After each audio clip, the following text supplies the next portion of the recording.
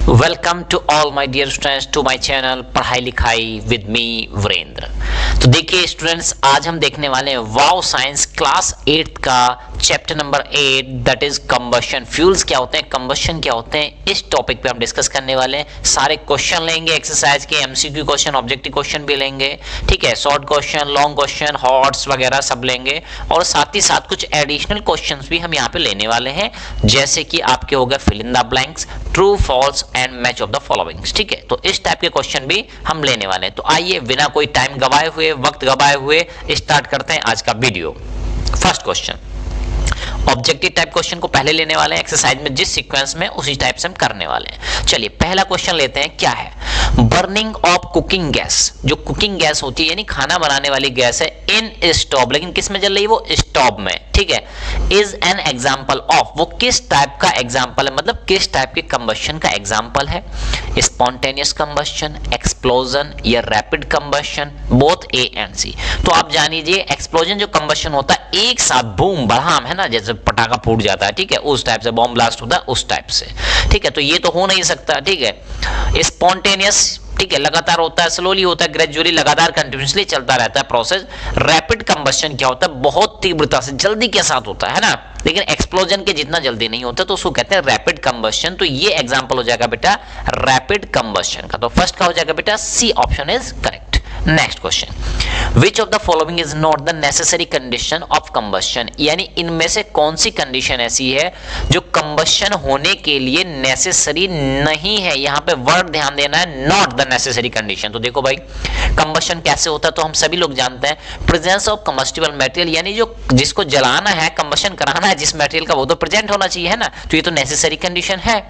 Achieving ignition temperature, यानी जिस भी फ्यूल को, सपोज करो आप वुड को, लकड़ी को जलाना चाहते हैं, तो लकड़ी को जला रहे हैं, तो उसको माचिस की तीली दिखा के, कैंडल दिखा के गर्म करेंगे, हीटअप करेंगे। जब वो सफिशिएंट अमाउंट में गर्म हो जाएगी, यानी टेम्परेचर उसका सफिशिएंट अमाउंट में राइज हो जाएगा, तभी तो आपका क्या होगा, कंबशन स्टार्ट होगा। यानी इग्निशन टेम्परेचर तो अचीव करना जरूरी है। यानी ये भी नहीं हो सकता है ना, पहला वाली भी नेसेसरी कंडीशन है, ये भी दूसरी, तो उसने तो नॉट पूछा था, तो इसलिए ये भी आंसर नहीं हो सकता। प्रेजेंस ऑफ ऑक्सीजन, भाई बिना ऑक्सीजन की प्रेजेंस के कैसे कोई फ्यूल जल सकता है, तो ये भी नेसेसरी कंडीशन है, यानी ये भी यहाँ पे गलत हो जाएगा, ये तो ऑप्शन हो नहीं सकता, क्योंकि उसने पूछा कौन सी नहीं है। तो that is condition of high pressure, यानी प्रेशर ज्यादा रहे कि कम रहे, इस टाइप की कोई भी नेसेसरी कंडीशन नहीं है। तो that's why answer is D, दूसरे का हो जाएगा D. Third, Which of the following fuel have highest calorific value? किस फ्यूल की सबसे ज्यादा कैलोरीफिक वैल्यू होती है, ठीक है। आप कैलोरीफिक वैल्यू का मतलब समझ रहे हैं बेटा। कैलोरीफिक वैल्यू मतलब 1 किलोग्राम का फ्यूल लिया जाए, कोई भी फ्यूल ले लो, पेट्रोल ले लो, वुड ले लो, कैंडल है ना, वैक्स ले लो, कुछ भी ले लो, यानी जो फ्यूल 1 किलोग्राम को अगर जलाया जाए, सेम अमाउंट में 1-1 किलोग्राम सबको जलाया जाए, तो जो ज्यादा हीट प्रोड्यूस करेगा किलो जूल में, ठीक है, तो उसको कहते हैं कि भाई जितनी ज्यादा हीट प्रोड्यूस करेगा 1 किलोग्राम, उसको कहेंगे उसकी कैलोरीफिक वैल्यू उतनी ज्यादा है, ठीक है। तो यहाँ पे देखिए आप सोच सकते हैं कि 1 किलोग्राम अगर जलाने लगे तो क्या वुड सबसे ज्यादा हीट प्रोड्यूस करेगी, या केरोसिन करेगी, या हाइड्रोजन करेगी, या पेट्रोल करेगी। तो इन केस दैट हो जाएगा बेटा hydrogen is the correct answer. Next question, fourth, which of the following is not a characteristic of an ideal fluid. एक आइडियल फ्लूइड की कौन सी कैरेक्टरिस्टिक नहीं है, तो आपको ध्यान रखना है, क्या पूछा बेटा, नहीं है। तो आइडियल फ्लूइड हम ये देख लेते हैं भाई, आइडियल फ्यूल है ना, कैसा होता है। तो it should B readily accessible, यानी इजीली मिल जाए, रेडी हो, है ना, हमारे लिए रेडिली, यानी जलने के लिए बिल्कुल तैयार हो, एक्सेसिबल हो, आसानी से मिल जाए, ठीक है। तो ऐसा होना चाहिए भाई fuel. It should be cheap, सस्ता होना चाहिए, वेरी गुड भाई, सस्ता तो होना ही चाहिए, हम सभी चाहते हैं कि पेट्रोल डीजल सस्ता हो जाए, ठीक है, तो ऐसा तो हम चाहते हैं। It should have very high ignition temperature, उसका इग्निशन टेम्परेचर बहुत ज्यादा होना चाहिए, यानी उसको हम पहले गर्म करते रहे, बहुत ज्यादा टेम्परेचर तक गर्म करें तब जाके वो जले, तो ऐसा तो नहीं चाहते बेटा, है ना। तो राइट ऑप्शन हो जाएगा दिस। फिर भी लास्ट वाला ऑप्शन देख लेते हैं हम लोग, it should be easily transportable, आसानी से ट्रांसपोर्टेशन, मतलब एक जगह से दूसरी जगह ले जाया जा सके, तो हम तो चाहते हैं ऐसा। तो हम इनमें से क्या नहीं चाहते थे, वेरी हाई इग्निशन टेम्परेचर हम नहीं चाहते हैं। Next question, fifth question, which of the following gases combine with haemoglobin, यानी हमारी बॉडी में जो ब्लड होता है, हीमोग्लोबिन की बात कर रहा है वहां पे, तो haemoglobin in our blood to form carboxy haemoglobin, thus rendering it incapable to combine with oxygen and transport it in our body. यानी इनमें से कौन सी गैस है जो हीमोग्लोबिन के साथ कंबाइंड होके हमारी बॉडी में जो ब्लड होता है उसके फ्लो को रोक देता है, उसको रोकने की कोशिश करता है। ऐसी कौन सी गैस है ये आपसे जानना चाह रहा है। तो देखो बेटा, कार्बन डाइऑक्साइड है क्या, नाइट्रोजन गैस है क्या, सल्फर ऑक्साइड है क्या, कार्बन मोनोऑक्साइड हो है क्या। तो आप जान लीजिए this is the carbon monoxide, और जिसको कैसे लिखते हैं हम, CO, जिसका सिंबल क्या होता है बेटा, CO,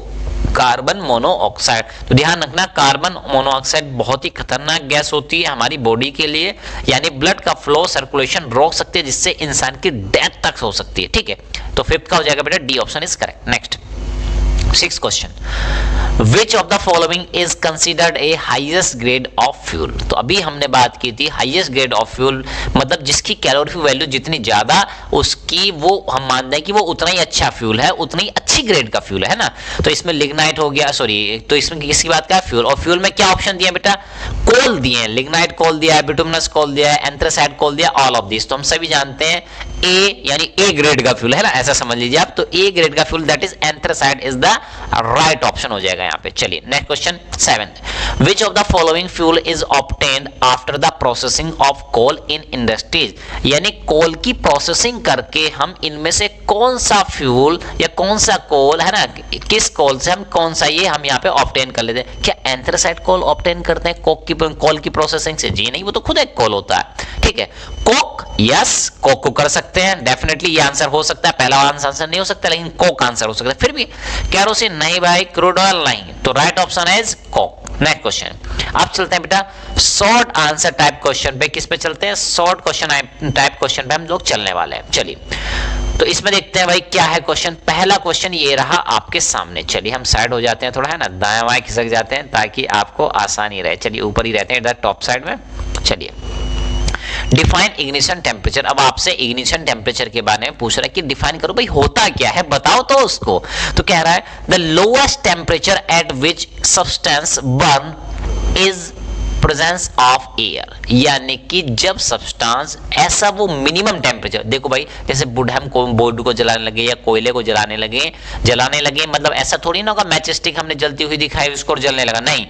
जैसे हम मैचस्टिक दिखाएंगे या धूपबत्ती ले लो भाई, धूपबत्ती भी तुरंत थोड़ी ना जलने लग जाती है। ठीक है, तो उसको जब गर्म मैचस्टिक के पास लेके जाते हैं, कैंडल के पास लेके जाते हैं, तो पहले उसका वुड का या कोल का टेम्परेचर राइज होता है। जब टेम्परेचर एक सफिशिएंट अमाउंट में राइज हो जाता है तब वो जलने लगती है। यानी वो मिनिमम टेम्परेचर, लोएस्ट टेम्परेचर जिस पे पहुंचने के बाद कोई भी फ्यूल, कोई भी सब्सटेंस जलने लगता है, तो उस मिनिमम टेम्परेचर को क्या बोलते हैं बेटा?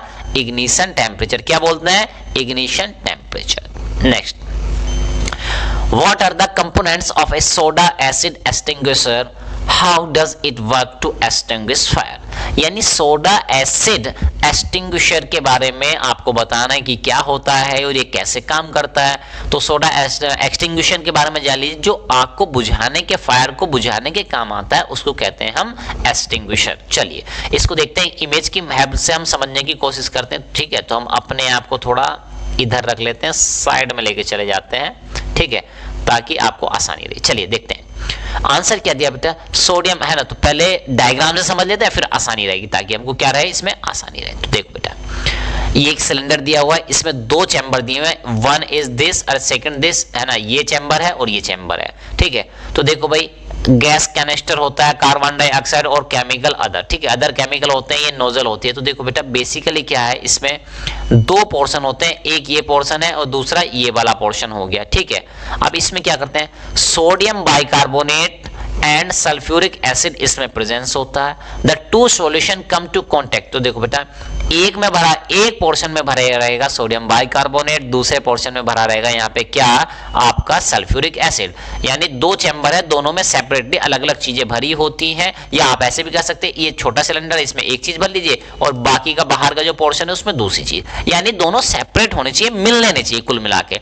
तो जब ये ऊपर आते हैं ना, स्विच ऑन करते हैं हम, यहाँ पे पाइपलाइन की, दो डिफरेंट पाइपलाइन की मदद से जब यहाँ पे आते हैं, जैसे निकलते हैं, तो जब ये निकलते हैं तो यहाँ पे हो जाते हैं मिक्स। ठीक है, जब ये बाहर निकलते हैं तो यहाँ पे क्या हो जाते हैं बेटा, ये हो जाते हैं मिक्स। जब मिक्स हो जाते हैं तो ये क्या बना लेते हैं, तो सोडियम बाइकार्बोनेट की और सल्फ्यूरिक एसिड की जब रिएक्शन होती है तो क्या बनता है, तो उस टाइम पे प्रोड्यूस होती है CO2 गैस, यानी इनके मिक्सअप होने से। अगर आप दोनों को मिला देंगे तो CO2 यहीं पे बन जाएगी, ठीक है। लेकिन ऐसा क्यों किया हमने बेटा, इसको दोनों सॉल्यूशन को अलग किया और बाहर क्या होता है, क्योंकि केवल CO2 नहीं बनती है, और भी कुछ प्रोडक्ट्स बनते हैं ना। तो यहाँ पे क्या किया, कार्बन डाइऑक्साइड फॉर्म होती है इनके कॉन्टेक्ट में आने से, और कार्बन डाइऑक्साइड फायर को जलाने में सहायक नहीं होती, हेल्पफुल नहीं होती, यानी बुझा देती है वो उसको, है ना। तो जहां भी कार्बन आपको आग बुझानी हो, CO2 गैस आप अप्लाई कर दीजिए तो वहां पे वो बुझ जाएगी, क्योंकि ऑक्सीजन की सप्लाई कट ऑफ हो जाती है उससे, ठीक है। तो ये था क्वेश्चन। चलिए नेक्स्ट क्वेश्चन देखते हैं क्या है भाई, हम साइड में चलते हैं ना, दाएं बाएं होने पड़ता है, कोई बात नहीं। State the necessary condition required for combustion to take place, यानी आपको नेसेसरी कंडीशंस बतानी है, ठीक है, जो कि नेसेसरी या रिक्वायर्ड है फॉर टू टेक कंबस्शन। ये कंबस्शन होने के लिए नेसेसरी कंडीशन क्या है ये बताना है। तो देखो बेटा, तीन कंडीशन है। एक तो कंबस्टिबल मटेरियल होना चाहिए भाई, जलाने के लिए मटेरियल तो होना चाहिए कम से कम, है ना भाई, नहीं तो जलाएंगे किसको। तो पहली कंडीशन। अचीविंग इग्निशन टेम्परेचर, उसको गर्म भी करना है, कहां तक, इग्निशन टेम्परेचर गर्म करना, तो ये भी नेसेसरी है। Third is presence of oxygen, oxygen होनी जरूरी है भाई, जलाने के लिए ऑक्सीजन का कंपलसरी है।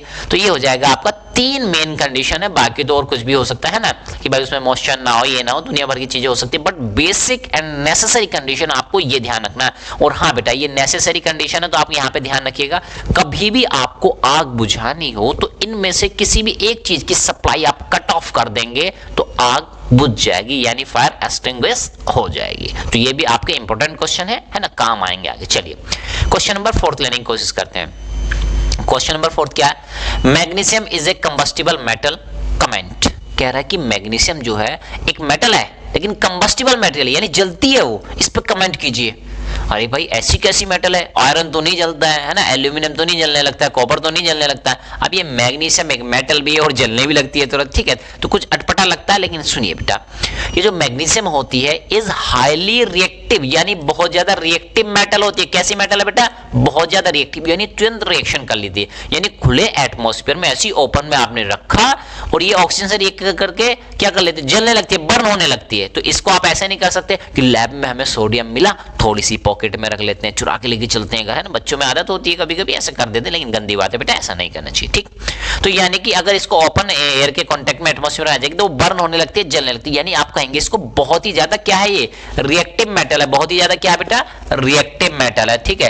तो इसलिए ये क्या करने लगती है, बर्न, आग पकड़ लेती है, catch fire. When it react with oxygen, जब ऑक्सीजन से रिएक्ट करती है, इट कैचेज फायर, तो ये जलने लगती है, ठीक है। तो ऐसा, यानी ऐसा क्यों करती है, क्योंकि हाईली रिएक्टिव होने की वजह से ऐसी प्रॉपर्टीज ये शो करती है। चलिए next, which of the following, which of the fuels will you use for cooking hydrogen और चारकोल, यानी कुकिंग के लिए, खाना बनाने के लिए आप कौन से फ्यूल का इस्तेमाल करेंगे, हाइड्रोजन का करेंगे या चारकोल का करेंगे, ठीक है।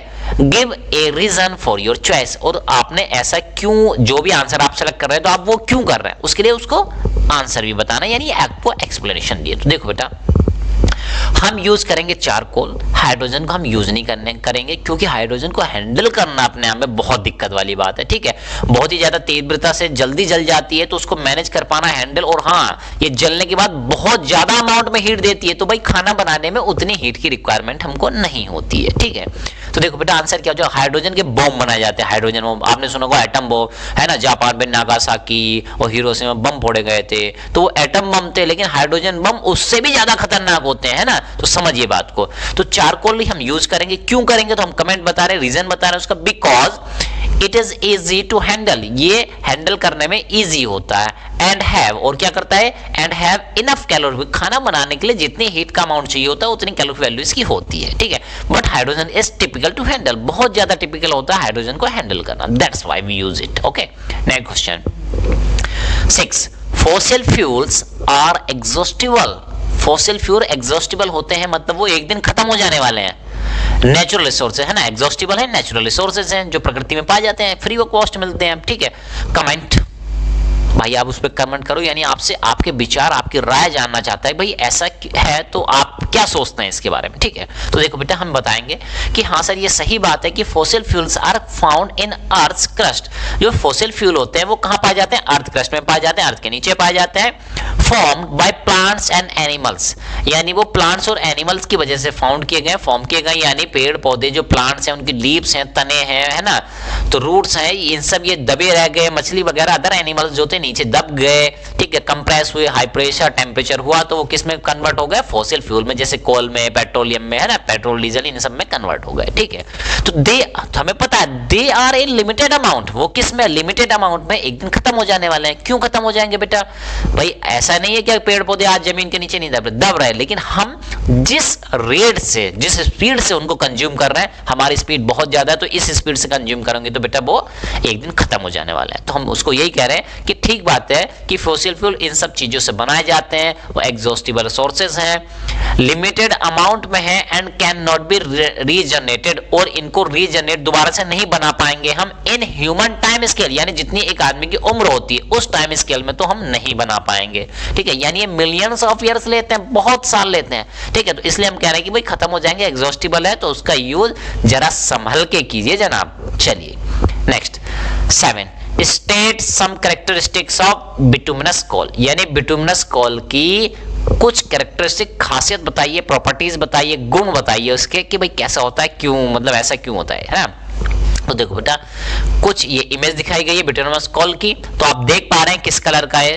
तो देखिए बेटा इट कंटेन 70 to 80% कार्बन। क्या करता है? यहाँ पे कार्बन लिखना भूल गए, तो 70 to 80% क्या होता है बेटा? ये कार्बन है ना, आप लोग समझ लीजिएगा। It contain 70 to 80% carbon. It is grey in colour, कैसा होता है बेटा? ये ग्रे होता है कलर में, कैसा होता है? Grey.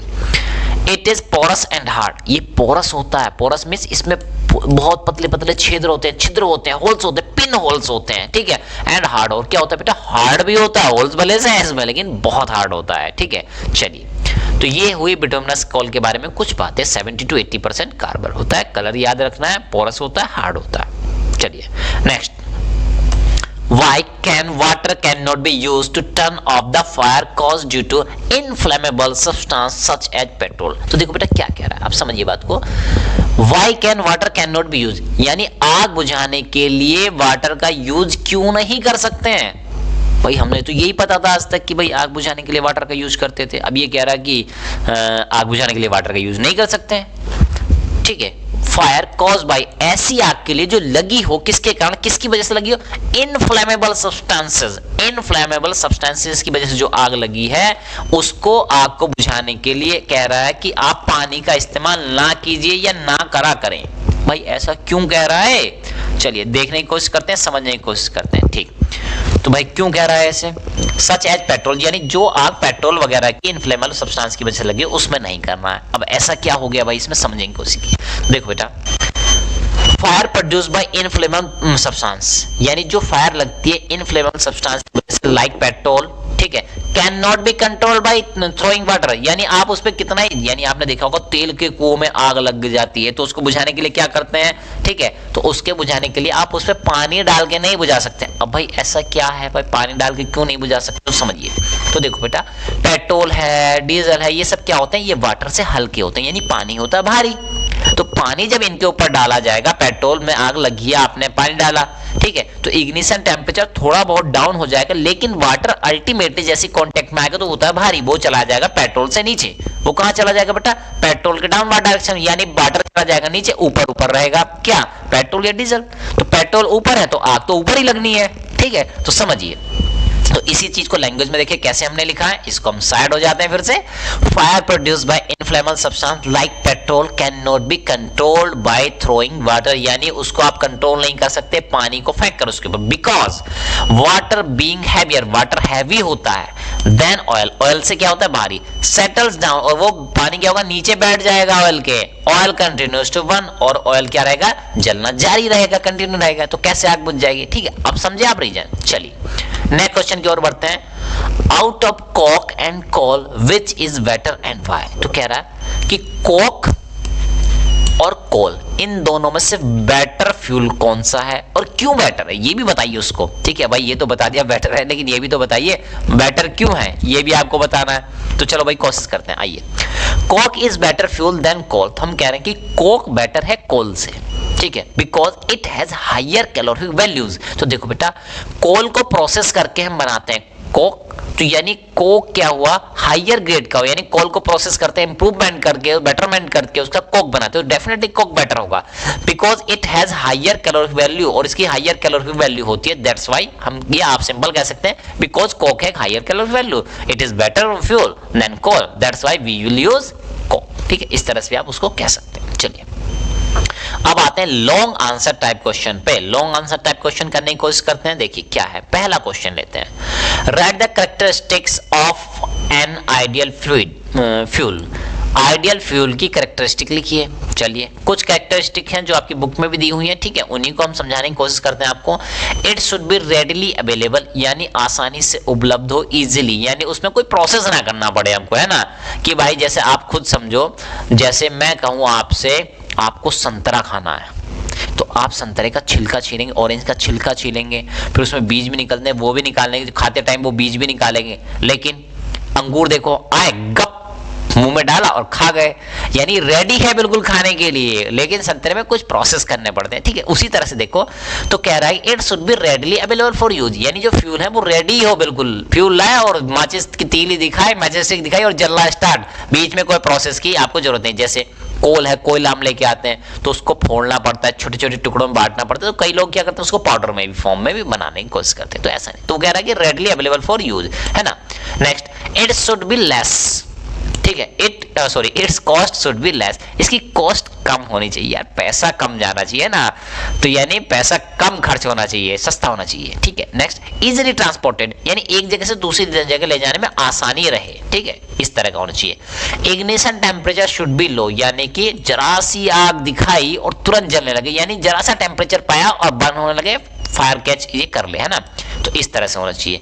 Burns easily in air at moderate rate, यानी ऑक्सीजन में, एयर में ये मॉडरेट रेट पे जले, ऐसा नहीं कि भाई जरा सी आग दिलाई और जल के खत्म, 2 मिनट में खत्म, 1 मिनट में खत्म हो गया, ऐसा नहीं होना चाहिए। मॉडरेट रेट यानी कभी कम भी जलना चाहिए, कभी ज्यादा भी जलना चाहिए, एक एवरेज रेट से जलता रहना चाहिए, है ना, इस तरह से। Next, produce less undesirable toxic substances after combustion, यानी जलने के बाद बहुत से फ्यूल ऐसे होते हैं, राख, धुआं, ये सब चीजें छोड़ के चले जाते हैं, तो ये सब चीजें जितनी कम से कम प्रोड्यूस हो उतना फायदेमंद है, दैट्स व्हाई कह रहा है produce less undesirable toxic substance after combustion, जलने के उपरांत, ठीक है, ये टॉक्सिक मटेरियल, हार्मफुल सब्सटेंस हमको कम छोड़ना चाहिए। ठीक है, next question, draw a well लेवल diagram to explain the different zones of candle flame, यानी एक मोमबत्ती जो होती है, कैंडल जो होती है, वो जब जलती है तो उसमें बहुत सारी फ्लेम दिखाई देती है, ब्लू कलर की, है ना,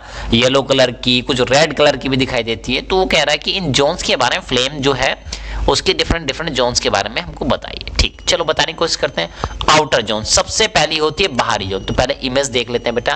तो देखो बेटा, ये एक कैंडल है, ठीक है, इसकी जोन्स हमने दिखाई गई हैं। सबसे आउटर जोन जो है ना, पहले मैं थोड़ा नीचे हो जाता है ना, तो सबसे बाहर की है बेटा, ये देखो, है ना, ये जो आपको दिख रही है थोड़ी ब्लू कलर की दिख रही है, कैसी दिख रही है बेटा, ब्लू कलर की, और इसके अंदर की कैसी दिख रही है, थोड़ी येलो या रेडिश कलर की दिख रही है, और सबसे लास्ट वाली इनर मोस्ट ये कैसी दिख रही है बेटा, अनबर्न बैक्स, यानी ये थोड़ी कैसी रहती है, ब्लैक कलर की, आप समझ लीजिए इसको, है ना, इस तरह से। चलिए यहाँ पे चलते हैं आउटर जोन के बारे में। सबसे बाहर अभी हमने देखा ब्लू कलर की होती है, it is blue in colour, कैसी होती है, कलर में ब्लू होती है। Hottest part of the flame, flame का जो सबसे गर्म हिस्सा होता है वो आउटर फ्लेम होती है, यानी हम कैंडल के ऊपर हाथ लगे ना, ऊपर वाली फ्लेम हमारी उंगली के कांटेक्ट में आएगी तो हम ज्यादा जल जाएंगे, हमको ज्यादा हीट फील होगी, है ना, तो इसलिए। It is also called as non luminous zone, यानी इसको नॉन ल्यूमिनस जोन भी कहा जाता है। नॉन ल्यूमिनस जोन मींस ये जलती तो है, टेम्परेचर तो प्रोड्यूस करती है, बट ये लाइट नहीं देते, प्रकाश नहीं देती है हमको, इसलिए कहा गया no luminous zone as it produce very less light, बहुत ही कम, लगभग आप कह सकते हैं ना के बराबर ये लाइट प्रोड्यूस करती है, that's why it is said so. Okay, it leaves no residue behind it, यानी ये फ्लेम जो है इसका ये वाला हिस्सा, ब्लू वाला हिस्सा, कोई भी रेजिड्यू मतलब अवशेष, बची कुची कोई चीज नहीं छोड़ता है ना, तो सबसे ज्यादा परफेक्ट कंबशन इसी फ्लेम का, इसी वाले पार्ट का होता है। नेक्स्ट देखते हैं, अब बात करते हैं भाई मिडिल जोन के बारे में बात करते हैं ना। ये रही मिडिल जोन, कैसी होती है, ये येलो कलर की होती है बेटा, किस कलर की होती है, देखो ये होती है येलो कलर की। Middle zone of partial combustion, यानी थोड़ा कंबशन, ऊपर वाली का सबसे अच्छा कंबशन होता है, बीच वाली का कम कंबशन, ठीक है, यानी थोड़ा सा कम किससे, ऊपर वाले से। और देखो कैसी है, येलो कलर की है, मॉडरेटली हॉट, यानी बाहर वाले ब्लू वाली फ्लेम से थोड़ा कम हॉट होती है ना, ठीक है। और क्या होते हैं, और ये इसकी सबसे बड़ी खासियत है बेटा, सबसे ज्यादा लाइट प्रोड्यूस, लाइट बेटा, लाइट की बात कर रहे हैं है ना, प्रकाश जो उत्पन्न करता है, कौन करता है, यही मिडिल जोन प्रोड्यूस करती है, ठीक है। तो चलिए हम थोड़ा ऊपर हो जाते हैं अभी, है ना। नेक्स्ट, तो ये रहा देखो, तो मिडिल जोन कैसी होती है बेटा, येलो कलर की होती है, किस कलर की होती है, येलो कलर की होती है, बिकॉज ऑफ इनकम्प्लीट कंबस्शन, तो बेटा येलो कलर के परफेक्ट कंबस्शन नहीं हो रहा, तो इनकम्प्लीट कंबस्शन है। It emits most of the light, तो आपको ध्यान रखना है, ये येलो कलर की होती है, सबसे ज्यादा लाइट यही प्रोड्यूस करती है। Unburn black suit is residue, तो अनबर्न थोड़ा ब्लैक कलर का है ना, सॉलिड टाइप का पार्ट है ना, थोड़ा बचता है यहाँ पे, उसको रेजिड्यू बोला गया। चलिए नेक्स्ट, इनर जोन, सबसे अंदर की जोन, तो सबसे अंदर की जोन देख लेते हैं बेटा, इस वाले पार्ट की बात कर रहे हैं ना, ब्लैक ब्लैक से आपको जो दिखाई दे रहा है। चलो इनर जोन के बारे में बात करते हैं, तो इनर जोन में क्या होता है बेटा, inner zone it is black in colour, ये कलर में कैसी होती है बेटा, ब्लैक होती है, कैसी होती है, ब्लैक होती है। कूलेस्ट पार्ट, सबसे ठंडा, यानी कि देखो ठंडा का मतलब ये नहीं कि यहाँ पे आइस जम रही है, आइसक्रीम खा लेंगे जमा के, नहीं ऐसा नहीं बेटा। तो कूलेस्ट पार्ट में ब्लू फ्लेम के, है ना, ब्लू पार्ट जोन के कंपैरिजन में और येलो जोन के कंपैरिजन में देखा जाए तो सबसे, उनमें सबसे कूल ये होती है ना, तो coolest part of the flame. It emits no light, ये कोई भी लाइट वाइट उत्पन्न नहीं करती है, ठीक है। और यहाँ पे भी क्या होता है बेटा, कंबशन बेसिकली होता ही नहीं है यहाँ पे, है ना। नेक्स्ट क्वेश्चन के बारे में बात करते हैं, ठीक। What is fuel, यानी फ्यूल क्या होता है, राइट इट्स टाइप, इसके टाइप लिखिए, प्रकार लिखिए, यानी कितने टाइप का होता है। गिव 2 एग्जांपल्स ईच, और दोनों के एक एक एग्जांपल भी आपको देने हैं। Also mention uses of any 2 fuel from each category, ठीक है, और उनके एग्जांपल भी आपको देने हैं ईच कैटेगरी से। चलिए पहले फ्यूल की डेफिनेशन देखते हैं, व्हाट इज फ्यूल। तो देखिए, a fuel is a combustible material, एक फ्यूल जो होता है बेटा कंबस्टिबल मटेरियल, कंबस्टिबल मटेरियल मतलब जो जल सके, है ना, तो जो जल सकता है उसी को कहते हैं कंबस्टिबल मटेरियल, ठीक है। और which ones in presence of oxygen, और किसकी प्रेजेंस में जले, ऑक्सीजन की प्रेजेंस में वो जले, ठीक है, ऑक्सीजन। और हम सभी जानते हैं कि भाई एयर में होती है क्या, oxygen. To release heat energy, तो देखो बेटा कंबस्टिबल मटेरियल तो कोई भी हो सकता है, लेकिन वो ऑक्सीजन की प्रेजेंस में जले और साथ ही साथ हमको हीट एनर्जी दे। अगर जल रहा है लेकिन हमको हीट एनर्जी नहीं दे रहा है तो हम उसको फ्यूल नहीं कहेंगे, ठीक है। तो कंबस्टिबल मटेरियल और फ्यूल में ये डिफरेंस है, कंबस्टिबल मटेरियल कोई हो सकता है लेकिन अगर वो जलने पे, है ना, हीट एनर्जी नहीं दे रहा तो हम उसको फ्यूल की कैटेगरी में नहीं रखेंगे, ठीक है। नेक्स्ट, अब देखो बेटा टाइप्स ऑफ फ्यूल के बारे में देखते हैं, ठीक है। फ्यूल कितने टाइप के होते हैं, तो देखो भाई सॉलिड फ्यूल होते हैं, हम सब जानते हैं, लिक्विड फ्यूल्स होते हैं और गैसियस फ्यूल होते हैं ना, सॉलिड लिक्विड गैस, 3 फेज में हमने उनको सिंपली डिवाइड कर दिया, बांट दिया। तो भाई सॉलिड फ्यूल का एग्जांपल क्या है बेटा, वुड हो गया, लकड़ी हो गई, कोल हो गया, कोयला हो गया, ठीक है। इधर बात करें तो क्या हो गया बेटा, पेट्रोल हो गया लिक्विड, डीजल हो गया लिक्विड, है ना, बहुत जनरल एग्जांपल लिए और बहुत सारी चीजें हो सकती हैं। गैस की बात करें, नेचुरल गैस हो गई और पेट्रोलियम गैस हो गई। अब इनके यूजेस देखते हैं बेटा, कहाँ यूज होता है। वुड कुकिंग, खाना बनाने, पुराने टाइम में, है ना, घरों में आपके आज भी दिख जाएंगे, लकड़ी जलाने से, है ना, खाना पकाते हैं, तो कुछ गाँव में वगैरह में आज भी दिख जाते हैं। कोल इन फर्नेस, भट्टियों में यूज होता है ना, ये कोल, कोयला जलाते हैं ना भट्टी में, ठीक।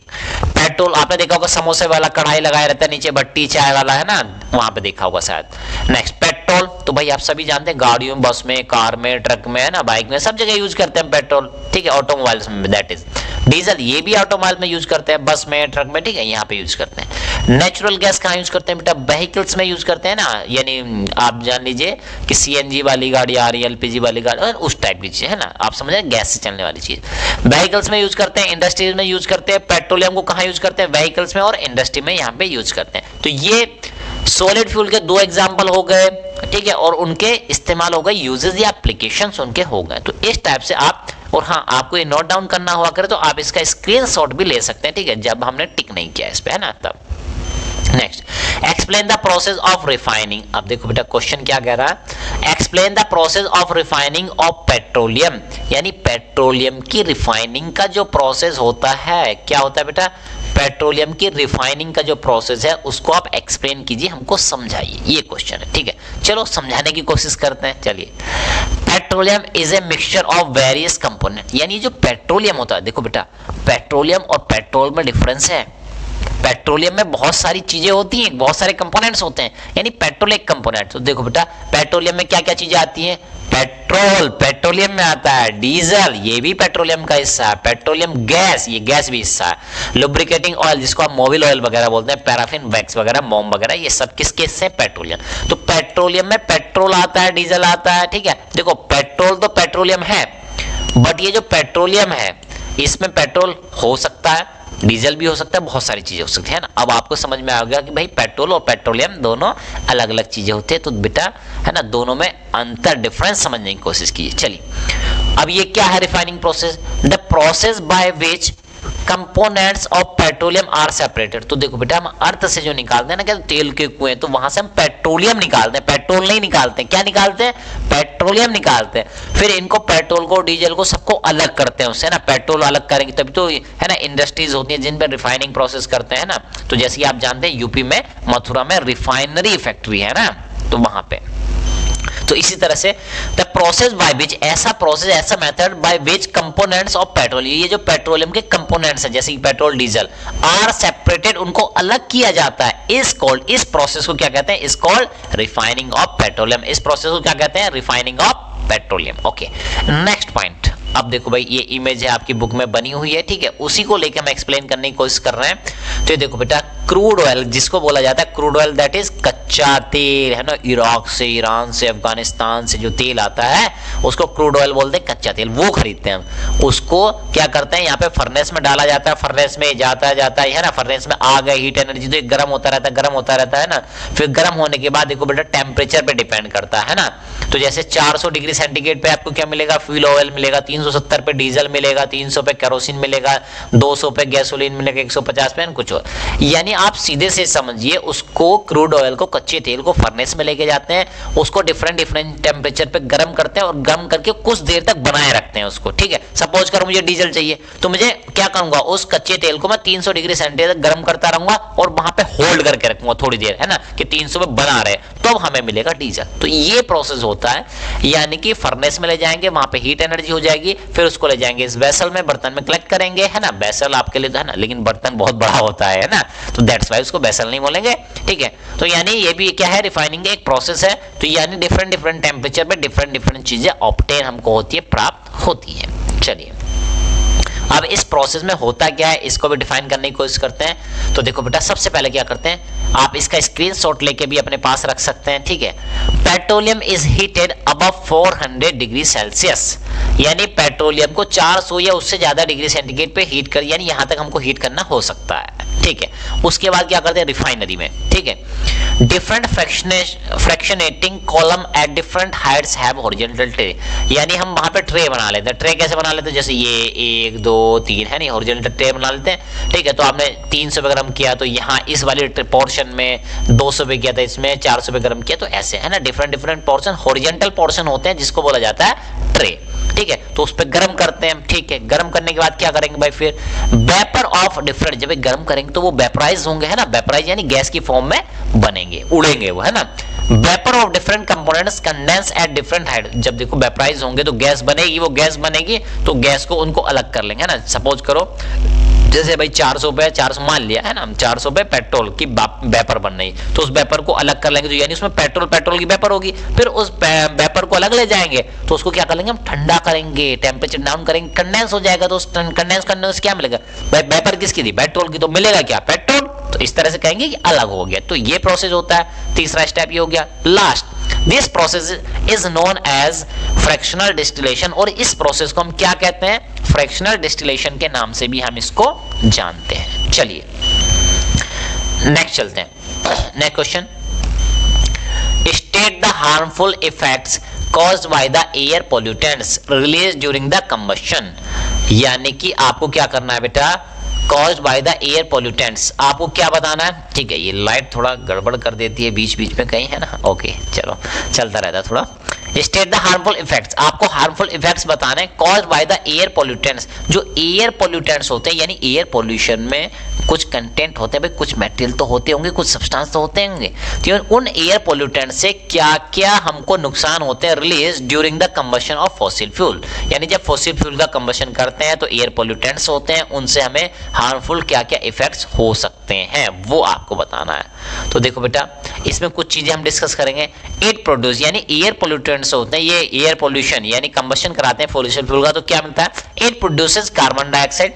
यानी जब कार्बन डाइऑक्साइड फॉसिल फ्यूल के कंबशन से प्राप्त होती है तो वो क्या करती है, विच लीड्स टू, ये लेके जाती है हमको कहां, टेम्परेचर इंक्रीज ऑफ अर्थ, जिसकी वजह से कार्बन डाइऑक्साइड की वजह से अर्थ का टेम्परेचर इंक्रीज हो जाता है। और इस प्रोसेस को हम किसके नाम से जानते हैं, तो इसको जानते हैं हम ग्लोबल वार्मिंग के नाम से।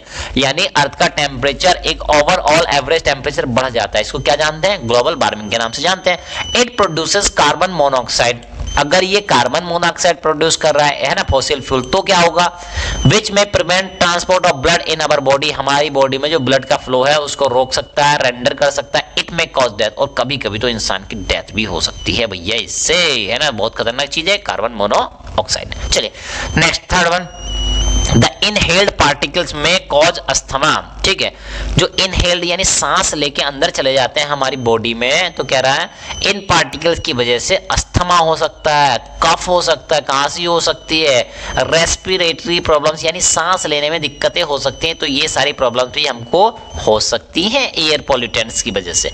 इट में कॉज एसिड रेन, तो इसकी वजह एसिड रेन भी हो सकता है ना, एसिड रेन भी हमने एक टॉपिक पढ़ा था। चलिए next, write the characteristics of various products obtain after the processing of coal. यानी कोल को प्रोसेस करने के बाद हमें क्या होता है बेटा, बहुत सारे प्रोडक्ट्स ऑब्टेन होते हैं। ठीक है, तो उनकी कुछ कैरेक्टरिस्टिक बताइए, क्या है उनके बारे में कुछ बताइए, उनके गुण बताइए कुछ, है ना, कैरेक्टरिस्टिक बताइए क्या होते हैं, कैसे क्या करते हैं। ठीक है, तो चलिए, तो सबसे पहले हम सारे तो नहीं लेंगे बेटा, कुछ ही लेंगे, है ना। उसने कुछ कहा तो हम भी थोड़ा बच के चलेंगे ना, कुछ ही करेंगे, है ना, सारा नहीं करेंगे। आंसर में सब कुछ थोड़ा लिख के आते हैं, तो टाइम लिमिटेड होता है बेटा। तो देखो बेटा, कोक सबसे पहले बात करें, जब कोल का प्रोसेसिंग करते हैं तो हमको मिलता है कोक। कोक क्या है बेटा, it is pure form of carbon, ये कार्बन की प्योर फॉर्म होती है, टफ भी होता है, पोरस भी होता है, ब्लैक इन कलर होता है। ये सारी कैरेक्टरिस्टिक है किसकी, कोक की। नेक्स्ट दूसरा मिलता है हमको कोल टार। ठीक है, कोल टार में क्या होता है बेटा, इट इज हाईली बिस्कस, बिस्कस का मतलब समझ रहे बेटा, गाढ़ा। जैसे कि आप समझिए बटर होता है और हनी होता है, तो हनी क्या होता है बेटा, हम जनरल बोलचाल की भाषा में बोले तो उसको क्या कहते हैं कि भाई ये ज्यादा गाढ़ा है या मिल्क ज्यादा गाढ़ा होता है। ठीक है, तो इसी तरह से आप कह सकते हैं। ठीक है, एक मिनट बेटा, इसको थोड़ा अरेंज कर लूं, मैं मैनेज कर लूं। ओके, आई थिंक अब मैनेज हो गया। ओके, तो एक कोल तार क्या होता है बेटा, बिस्कस होता है, अनप्लीजेंट स्मेल, यानी आप कह सकते हैं ऐसी स्मेल जिसको आप पसंद नहीं करते हैं, है ना, आप उसको बदबू से भी डिनोट कर सकते हैं। ठीक है, ओके, तो अनप्लीजेंट स्मेल होती है। यूज इन शैम्पूज, और ये कहाँ यूज होता है बेटा, शैम्पू में यूज होता है, सोप साबुन में बनाने में यूज होता है, ऑइंटमेंट्स में यूज होता है। तो यहाँ पे इसके एप्लीकेशंस भी हैं। ठीक है, चलिए नेक्स्ट देखते हैं, इंडस्ट्रीज, और ये कहाँ यूज होता है बेटा, कोल गैस। तो यहाँ से एक कोल गैस भी मिलती है, और कोल गैस मिलती है तो इससे क्या यूज है भाई, इट हैज अनप्लीजेंट स्मेल, फिर से unpleasant smell. Use in fuel industries, fuel industries में इसका यूज होता है। चलिए, ये कुछ कोल को प्रोसेस करने से जो बाय प्रोडक्ट बनते हैं वो थे, उनके एप्लीकेशन या उनकी कैरेक्टरिस्टिक हमने आपको बताई है। ठीक है, तो आप इसका स्क्रीनशॉट लेके भी रख सकते हैं ना, जब हमने कोई भी यहाँ पे कलर वलर नहीं किया तब आप स्क्रीनशॉट लेके उसको नोट डाउन कर सकते हैं। Next, hots. ठीक है, हॉट्स क्वेश्चन करने की कोशिश करते हैं। देखिए, look at the following picture, यानी इस वाली पिक्चर को देखना है। ये पिक्चर यहाँ पे बनाई गई है, representing the petroleum and natural gas deposits. ठीक है, ये क्या दिखा रही है, पेट्रोलियम और नेचुरल गैस के डिपॉजिट दिखा रहे हैं। कहाँ देखो भाई, ये ऊपर हमारी अर्थ है, ऊपर क्या बेटा, अर्थ सरफेस है ये, है ना, उसके नीचे दिखा रही है, यानी अर्थ के नीचे की बात कर रहा है ना। Why do you find these natural resources above the layer of water. अब वो कह रहा है ये बताओ भाई, यहाँ पे है वाटर, तो ये गैस है ना, और यहाँ पे ऑयल है, तो ये बताओ भाई, ये ऑयल जो है ये पानी से ऊपर क्यों है, ये गैस जो है पानी से ऊपर क्यों है, resources above the layer of water, ये वाटर की लेयर के ऊपर क्यों है, ये बताओ इनको। लो भाई कर लो कमाल की बात। तो आप क्या कहेंगे, अरे सर तेल है तो तेल तो पानी से ऊपर ही रहेगा, गैस है गैस तो ऊपर ही रहेगी। क्यों रहेगी बेटा, साइंटिफिक वे में उसको रिप्रेजेंट करना, आपको बताना है, पता तो है बेटा हमको, ठीक है, लेकिन हमको साइंटिफिक वे में अपना आंसर भी तो लिखना होगा ना कॉपी में, तो करना सीखना है, ठीक है। तो चलिए बेटा, तो हमारा आंसर क्या होना चाहिए बेटा, दीज नेचुरल रिसोर्सेज, दीज मतलब ये गैस की बात कर रहे हैं और ये ऑयल की बात कर रहे हैं, आर लाइटर वो हल्के होते हैं, किससे, पानी से हल्के होते हैं, water so found above the layer of water, और जो चीज हल्की होगी वो ऊपर रहेगी, ठीक है। तो इस तरह से आपको रिप्रेजेंट करना था, कि आप जब 9th में आ जाएंगे तो आप ऐसे भी कह सकते हैं डेंसिटी, है ना, जिसकी डेंसिटी जितना ज्यादा वो उतना ज्यादा भारी, तो आप ऐसे भी कह सकते हैं वाटर की डेंसिटी ज्यादा होती है इसलिए वो नीचे रहता है, ठीक है। तो ये सिंपल सा आंसर था, है ना। चलिए नेक्स्ट क्वेश्चन, इमेजिन दैट, आपको एज्यूम करना, मान लो, है ना, ख्यालों में चले जाओ, है ना, कहां जाना है, ख्यालों में। Imagine that all the fossil fuel exhaustible natural resources are exhausted. अब वो कह रहा कि मान लो ये सारे फॉसिल फ्यूल जो है, कोयला है, पेट्रोल वगैरह है, गैस वगैरह सब खत्म हो चुके हैं, जितने भी नेचुरल रिसोर्सेज सब क्या हो चुके हैं, एग्जॉस्टेड, खत्म हो चुके हैं, due to their over use, क्योंकि हमने उनका बहुत ज्यादा यूज कर लिया, जितना इस्तेमाल नहीं करना चाहिए था उससे ज्यादा इस्तेमाल कर, ओवर यूज कर लिया आपने। डू यू थिंक, अब आपको क्या लगता है, the survival of living beings, जो लिविंग बींग्स हैं यानी एनिमल्स हैं, हम लोग ह्यूमंस हैं, वुड बी पॉसिबल, हम लोगों का सर्वाइवल इस अर्थ पे पॉसिबल हो पाएगा अगर ये सब एग्जॉस्टेड हो गए तो। Support your answer with reason, तो आप ये बताइए अपने, और ये बताओ पॉसिबल है कि नहीं है, और जो भी आंसर आप दे रहे हैं उसको सपोर्ट करो, कुछ उसके रीजंस बताओ, एक्सप्लेन करो उस चीज को, है ना, ऐसे। तो देखो बेटा, अगर ये सारे फॉसिल फ्यूल हमारे खत्म हो गए तो क्या होगा, survival of human living being would not be possible. हम कह रहे हैं कि भाई फ्यूल खत्म, अब खुद सोचो भाई, तेल खत्म हो गया तो इंसान क्या करेगा, तो भाई खाना खत्म हो जाएगा क्या। आप सोचोगे हाँ सर खाना तो बनता रहेगा, वो तो आम लगा है ना, मैंगो तोड़ के खा लेंगे, गाजर है सब्जी उगा के खा लेंगे, तो ऐसा है क्या, ठीक है। तो कह रहा है सर्वाइवल, उसने कहा है कि ह्यूमन सर्वाइव कर पाएगा कि नहीं, अपने फंक्शन इजीली कर पाएगा कि नहीं सारे, ठीक है। Survival of living beings would not be possible, कह रहा है कि पॉसिबल नहीं हो पाएगा जहां तक हमें लग रहा है, if we over use natural resources, ठीक है, वो अगर हम उसका ओवर यूज करते हैं, as ecological balance can not be maintain, कह रहा है कि इकोलॉजिकल बैलेंस डिस्टर्ब हो जाएगा। अब ये इकोलॉजिकल बैलेंस क्या आ गया भाई, ठीक है। तो भाई देखो गैसेस थी, सर्टेन अमाउंट पे हमारे एटमॉस्फेयर में गैसेस हैं, अर्थ के नीचे कोई पर्टिकुलर फॉसिल फ्यूल है, उससे डिफरेंट एक्टिविटीज करते हैं, है ना, फर्नेस में, ठीक है। तो वो क्या है, इकोलॉजिकल सिस्टम, यानी भाई एनिमल्स हैं उनको CO2 चाहिए, है ना, तो यानी कि O2 के लिए हम O2 चाहिए एनिमल से, प्लांट से, है ना, किससे, सॉरी प्लांट से चाहिए, उनको प्लांट्स को चाहिए CO2 चाहिए, तो ये सारी चीजें क्या है, तो कहीं ना कहीं हमारा इकोलॉजिकल सिस्टम डिस्टर्ब होने लगेगा, और भाई जब एक का सर्वाइवल मुश्किल हो जाएगा तो उस पर डिपेंडेंट बाकी चीजों का भी सर्वाइवल क्या हो जाएगा, टिपिकल हो जाएगा। तो हम कहना चाह रहे हैं कि भाई हम मेंटेन सर्वाइव नहीं कर पाएंगे शायद, ठीक है। If we want to survive, अगर हम सर्वाइव होना चाहते हैं, करना चाहते हैं, we have to choose some other alternative resources, तो हमें कुछ अदर अल्टरनेटिव रिसोर्सेज की तरफ देखना होगा, यानी कि फॉसिल फ्यूल पे ही डिपेंड नहीं रहना होगा, ये कहना चाह रहा है। चलिए थर्ड देखते हैं, अब क्या कह रहा है, देखो बेटा थर्ड में है ना, हम दाएं बाएं हो जाते हैं। चलिए, टेक 3 वॉच ग्लासेस, यानी 3 ग्लासेस ले लिए, 3 वेसल ले लिया आपने, मार्क एज ABC, और उन पे है ना वेसल पे क्या लिखा है, एक पे लिखा A, दूसरे पे लिखा B, तीसरे पे लिखा C।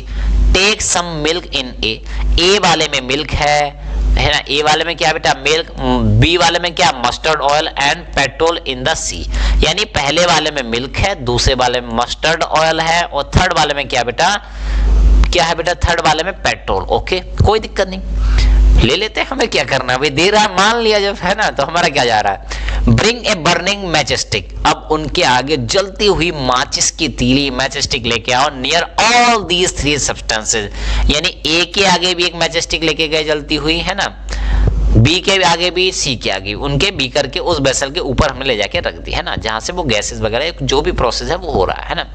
Which one will catch fire, इनमें से कौन आग जल्दी पकड़ लेगा, समझ रहे हैं आप, कौन सा आग जल्दी पकड़ लेगा? इंस्टेंटली। एंड व्हाई, और क्यों? तो भाई खुद समझो।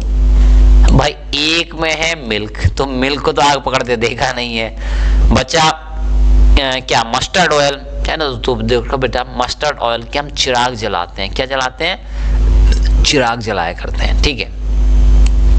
दिया मेकिंग है ना, दिया बनाते हैं, उसमें चिराग जलाते हैं। तो यार ये तो आग पकड़ सकता है, सही बात है, पकड़ लेता है। Third, petrol. यार पेट्रोल तो बहुत जल्दी आग पकड़ सकता है ना, ये तो हमने सुना भी है, ठीक है। तो यानी कि यहाँ पे क्या होगा बेटा? हमारा आंसर होगा petrol will catch fire instantly, यानी पेट्रोल जल्दी से आग पकड़ लेगा, because it is highly volatile. Volatile मतलब जल्दी जल जाता है ना, तुरंत भाग जाता है, आप कह सकते हैं ना, जल्दी गुस्सा आ जाता है ना, इसी तरह से हो जाता है, जल्दी आग पकड़ लेता है। तो यानी पेट्रोल बहुत ज्यादा वोलेटाइल होता है, ठीक है, तो इसलिए ये आग जल्दी पकड़ सकता है, तो ये जल्दी आग पकड़ लेगा। नेक्स्ट, ट्रू और फॉल्स। तो ये क्वेश्चन हो गए बेटा आपके, किसके थे? हमारे जो वाव साइंस के क्वेश्चन थे वो हो गए। अब ट्रू फॉल्स कुछ एडिशनल क्वेश्चन हम कराने की कोशिश करते हैं, क्योंकि भाई देखो पैटर्न है, चेंज होता जा रहा है, तो ट्रू फॉल्स भी हमको कर लेने चाहिए। चलिए कुछ इंपॉर्टेंट ट्रू फॉल्स करते हैं।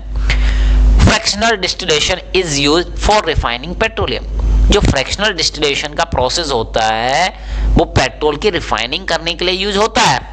तो बिल्कुल सही स्टेटमेंट है, अभी हमने देखा भी था है ना, पूरा प्रोसेस एक्सप्लेन किया, तो दिस इज ट्रू। क्या है बेटा? ये सही स्टेटमेंट है। चलिए next, carbon dioxide is used to extinguish fire, यानी कार्बन डाइऑक्साइड का यूज हम आग को बुझाने में करते हैं। बिल्कुल करते हैं। इट इज अनसपोर्टेड, यानी सपोर्टर नहीं होता है किसका? फायर का। तो ये हो गया आपका true, this statement also true. Next, hydrogen has the highest calorific value. बिल्कुल सही बात है बेटा, हाइड्रोजन की कैलोरीफिक वैल्यू सबसे ज्यादा होती है। जितने भी हमारे चैप्टर में फ्यूल्स हैं उनके कंपैरिजन में देखा जाए तो हाइड्रोजन की सबसे ज्यादा कैलोरीफिक वैल्यू होती है। This statement is also true. Okay next, bursting of fire crackers, जो हम पटाखे छोड़ते हैं, रॉकेट, चरखी चलाते हैं ना, उनके बारे में बात कर रहा है। चलिए, bursting of fire crackers is the example of explosion combustion. तो बस्टिंग ऑफ फायर क्रैकर्स ये एक्सप्लोजन कंबशन का एग्जांपल है। बिल्कुल सही बात, ये कंबशन एक्सप्लोजन का ही एग्जांपल है। ये भी ट्रू। आप कहेंगे सर सारे ट्रू होते जा रहे हैं। ओके बेटा, चलिए देखते हैं लास्ट वाला। Bituminous coal is the best quality coal, यानी बिटुमिनस कोल सबसे हाई क्वालिटी का कोल होता है। बिल्कुल गलत बात है बेटा, ये क्या हो जाएगा बेटा? यहाँ पे फॉल्स हो जाएगा। ये क्या हो जाएगा बेटा? फॉल्स। तो सबसे अच्छा कौन सा होता है बेटा? एंथ्रेसाइट होता है, उससे थोड़ा कम अच्छा बिटुमिनस होता है, और सबसे लास्ट कौन सा होता है बेटा? लिग्नाइट। कौन सा होता है? लिग्नाइट। तो इस तरह से 5 हो गए हमारे ट्रू फॉल्स। चलिए अब लेते हैं फिलिप्स। क्या क्वेश्चन लेते हैं? फिलिप्स क्वेश्चन लेने की कोशिश करते हैं हम यहाँ पे। आइए पहला क्वेश्चन, डॉट डॉट डॉट, यहाँ पे फिल इन द ब्लैंक्स बनना आपको। Coal is black in colour, तो आपको सिंपली क्या बताना है बेटा? कौन सा कोल ब्लैक कलर का होता है? क्या वो एंथ्रेसाइट होता है? ठीक है, क्या वो लिग्नाइट होता है? और क्या वो क्या होता है बेटा? बिटुमिनस। तो कौन सा कोल होता है बेटा इनमें से? तीनों कोल में से, यानी एक कोल का नाम देना है तीनों में से, तो कौन सा होता है बेटा? हमको ये आपको बताना है। तो आप जान लीजिए जो एंथ्रेसाइट कोल होता है वो ब्लैक कलर का होता है। तो यहाँ पे क्या आ जाएगा बेटा? एंथ्रेसाइट है ना, पूरा आप लिख लीजिएगा। ठीक है, ओके। बैटरी भी लो होती जा रही है इसकी। चलिए इसको भी ऑन करते हैं, तो कौन सा हो जाएगा बेटा? एंथ्रेसाइट है ना, यहाँ पे क्या आ जाएगा? Anthracite. Next, has highest calorific value. अब कह रहा है सबसे ज्यादा कैलोरीफिक वैल्यू किसकी होती है? तो हम जानते हैं किसकी होती है बेटा? हाइड्रोजन की। किसकी होती है? हाइड्रोजन की। Okay next, the phenomena. ठीक है, तो बेटा हम एक काम करते हैं, पहले इसको चार्जर को कनेक्ट करने की कोशिश करते हैं। भाई हमारा चार्जर क्यों कनेक्ट नहीं हो पा रहा है? ठीक है, चार्जर तो लगा है ये, लेकिन कनेक्ट क्यों नहीं हो पा रहा? Okay, wait for a minute.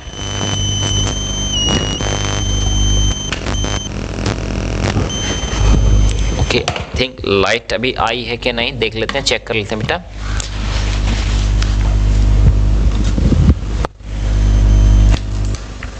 Okay, I think connected. Okay, चलिए थोड़ा डिस्टरबेंस आया बीच में, लेकिन कंटिन्यू करते हैं आगे। The phenomena in which gradual, second हो गया था। Okay, hydrogen. The phenomena in which gradual increase in overall temperature of earth surface occur. क्या कह रहा है?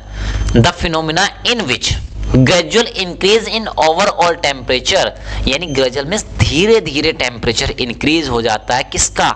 अर्थ सरफेस का, अर्थ पूरी अर्थ का टेम्परेचर इंक्रीज हो जाता है धीरे धीरे। इस फिनोमिना को, इस कॉन्सेप्ट को क्या कहते हैं? तो हम सभी लोग जानते हैं इसको क्या कहते हैं बेटा, ग्लोबल वार्मिंग। क्या कहता है, ग्लोबल वार्मिंग, ठीक है, सॉरी ग्लोबल वार्मिंग, डब्ल्यू से रिप्रेजेंट करेंगे तो ठीक है। तो आप पूरा लिख लीजिएगा बेटा, क्या कहते हैं इसको, global warming. Next, in flame of candle, यानी कैंडल की फ्लेम होती कौन कौन सी होती है, येलो सबसे आउटर वाली होती है, सॉरी ब्लू सबसे आउटर वाली होती है, येलो मिडिल वाली होती है, और इनर वाली कौन सी होती है, ब्लैक कलर की, है ना। तो इन जोन के बारे में बात कर रहा है। Zone is the hottest part, कौन सा पार्ट सबसे ज्यादा हॉटर होता है, तो बात कर रहे हैं क्या आउटर जोन होता है, क्या मिडिल जोन होता है, क्या इनर जोन होता है। तो यहाँ पे क्या आ जाएगा बेटा, आउटर जोन सबसे क्या होता है बेटा, हॉटेस्ट। कौन सी, क्या आंसर आ जाएगा बेटा यहाँ पे आ जाएगा आउटर जोन। और आप सबको पता है किस कलर का होता है बेटा, वो ब्लू कलर का होता है। Next, hey undergoes the process dot combustion। हे आप समझ रहे हैं बेटा, आप लोगों ने देखा होगा पुराने टाइम में छप्पर होते थे, घास फूस के, है ना, लाख के छप्पर हुआ करते थे। उन छप्पर में जो मटेरियल होता है उस मटेरियल की बात करें, है ना, आप समझिए चीजों को। Undergoes the process of combustion, यानी हे जो जलता है ये, तो किस टाइप का कंबशन ये होता है। तो राइट ऑप्शन हो जाएगा बेटा, ये होता है हमारा स्पॉन्टेनियस कंबशन। कौन सा होता है बेटा, स्पॉन्टेनियस कंबशन। तो आप पूरा इसको भर लेंगे, spontaneous combustion. Next, match the following, match of the followings, है ना। चलिए पहला क्वेश्चन लेते हैं बिना कोई टाइम गवाए हुए। पेट्रोल, ठीक है, हाइड्रोजन, चारकोल। भाई क्या करें क्या करें, कैलोरीफिक वैल्यू इधर दी हुई है, मैच ऑफ द फॉलोइंग कराने हैं, ठीक है। तो देखो बेटा, हम जानते हैं कि हाइड्रोजन की कैलोरीफिक वैल्यू सबसे ज्यादा होती है, कम से कम इतना तो हमें याद है। अब इसमें देखो बेटा कितनी है, ये हो गया देखो, है ना, सबसे ज्यादा कौन सी दिख रही है, 1.5 लाख, 1.5 lakhs। ओके, तो सबसे ज्यादा ये किसकी होगी बेटा, ये होगी हाइड्रोजन की। उससे कम किसकी होती है, पेट्रोल की है। देखो यार, इन तीनों में से बात करें तो पेट्रोल की उससे कम होती है, तो दैट इज 45,000 वाली हो गई किसकी, पेट्रोल की। और सबसे लास्ट किसकी बची बेटा, चारकोल। तो चारकोल की कितनी हो जाएगी, 35,000। तो इस तरह से मैच ऑफ द फॉलोइंग आप कर सकते हैं। नेक्स्ट, अरे भाई हम दाएं बाएं हो जाते हैं, है ना, हम ही दाएं बाएं हो जाते हैं। चलो मैच ऑफ द फॉलोइंग यहीं पे करा लेना आप लोग, ठीक है, या इसको यहाँ लेते हैं ना, यही सही है ना, इधर तो मैच ऑफ द फॉलोइंग कराने पड़ेंगे हमको, ठीक। ओके, तो burning of cooking gas in stove, ये क्वेश्चन हम पहले भी कर चुके हैं। Burning of cooking gas in stove किस टाइप का कंबशन है। फॉरेस्ट फायर, जंगलों में जो आग लगती है वो किस टाइप का है। फायर क्रैकर्स, ये किस टाइप का, तो बेटा फायर क्रैकर्स किस बात का था, एक्सप्लोजन। कहाँ है एक्सप्लोजन, ये रहा, ठीक है, पटाखे फोड़ते हैं सर, एक्सप्लोड करते हैं उसको, है ना, एक्सप्लोजन, ठीक। अब देखते हैं बेटा, burning of cooking gas in stove, ये किस टाइप का कंबशन है, ठीक है, burning of cooking gas in stove. तो आपको ध्यान आ रहा होगा बेटा, कुछ हम पहले भी इस क्वेश्चन को कर चुके हैं ना, हम क्या कर चुके हैं, पहले भी हम इस क्वेश्चन को कर चुके हैं। तो कुकिंग गैस किसका था बेटा, ये था हमारा रैपिड। कहां गया रैपिड, रैपिड रैपिड रैपिड, ये रहा रैपिड, ठीक है। नेक्स्ट, फॉरेस्ट फायर, ये किस टाइप का हो गया बेटा, ये हो गया आपका स्पॉन्टेनियस कंबशन, ठीक है, समझ गए। Burning of cooking gas in stove, ये हो गया रैपिड।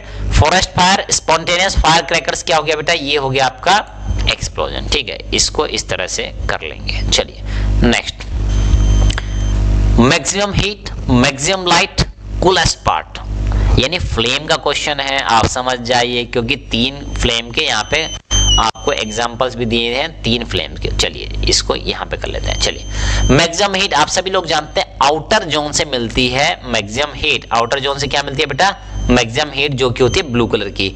मैक्सिमम लाइट, सबसे ज्यादा लाइट कहां से मिलती है, येलो जोन। येलो जोन कौन सी होती है, middle zone, that is middle zone, ठीक है। और लास्ट वाले का coolest part, inner zone is the coolest part. तो आप सोच रहे होंगे शायद थर्ड का सी का थर्ड, इनकी फुल फॉर्म आपको बतानी है। क्या बतानी है बेटा, इनकी फुल फॉर्म। तो चलिए, तो देखो बेटा, सीएनजी की फुल फॉर्म होती है कंप्रेस्ड नेचुरल गैस। क्या होती है बेटा, कंप्रेस्ड नेचुरल गैस। कहां है भाई कंप्रेस्ड नेचुरल गैस, ये रहा दूसरा वाला option. LPG, liquefied petroleum gas, ठीक है, जो कि हम घरों में यूज करते हैं। सीएनजी से हमारे चलते हैं व्हीकल्स, टेम्पो वगैरह, कार वगैरह, ये सीएनजी से चलती है। पीएनजी, पाइप्ड नेचुरल गैस, यानी बड़े बड़े मेट्रो सिटीज में, दिल्ली में, मुंबई में आजकल सिलेंडर जो हमारे घरों में भर के आते हैं उनका यूज नहीं करते हैं, पाइप, यानी पाइप के थ्रू घरों में गैस पहुंच रही है, तो उसको बोला जाता है पीएनजी, पाइप नेचुरल गैस। ये कुछ चीजें मिली, नई चीज आपको देखने को मिली होगी यहाँ से कुछ ना कुछ, 1-2 पॉइंट में भी।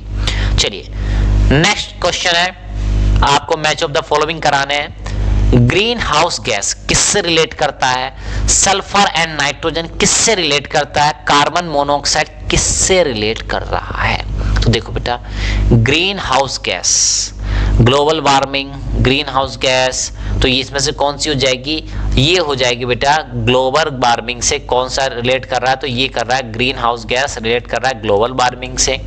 सल्फर और नाइट्रोजन मिक्स हो जाते हैं तो ये acid rain, sulphuric acid form करते हैं, यानी एसिड रेन के बारे में बात कर रहा है। और नेक्स्ट है कार्बन मोनोऑक्साइड, यानी block of flow of blood, है ना, block the flow of blood. तो इस तरह से, तो यानी आपको कॉम्बिनेशन बिठाने पड़ते हैं वहां पे कि भाई किस चीज का क्या चीज सही हो सकती है। नेक्स्ट, ओके बेटा, तो आज के वीडियो में इतना ही। उम्मीद है आपको पसंद आया होगा। ठीक है, और भी इंटरेस्टिंग वीडियो देखने के लिए देखते रहिए हमारा channel Padhai Likhai with me Virendra. ठीक है, तो मिलते हैं अगले वीडियो में, तब तक के लिए और भी हमारे चैनल पे इंटरेस्टिंग वीडियो आप देख सकते हैं, लगातार कंटिन्यू, है ना, कांटेक्ट में रह सकते हैं। उम्मीद करते हैं कि ये सब चीजें आपके लिए फायदेमंद साबित होंगी। Thank you very much.